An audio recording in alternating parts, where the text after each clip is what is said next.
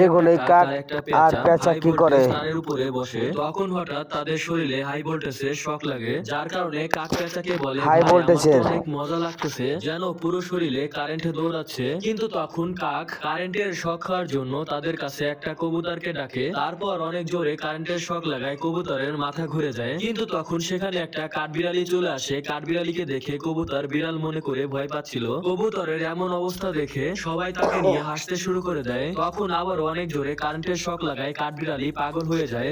পাগল কাঠবিড়ালির হয়ে গেছে মনে হচ্ছিল ডাইরেক্ট। সে উঠতে পারবে। এইসব দেখে তারা সবাই অনেক জোরে জোরে হাসতে শুরু করে দেয়। কিন্তু তখন একটা রোবট পাখি এসে তারের উপরে বসে পড়ে আর নিজেকে চার্জ করতে শুরু করে দেয়। তারা তিনজন বুঝতে রোবট পারতেছে পাখি। না কি হচ্ছে, যার কারণে কাক সাহস দেখিয়ে রোবট পাখিটার সাথে কথা বলার চেষ্টা করে। কিন্তু তখন আবারও হাই ভোল্টেজ কারেন্টের শক লাগার কারণে রোবট পাখিটার চোখ জল জল করে জ্বলতে শুরু করে দেয়। কিন্তু তখন আবারও কাঠবিড়ালি সেখানে চলে আসে। এরপর রোবট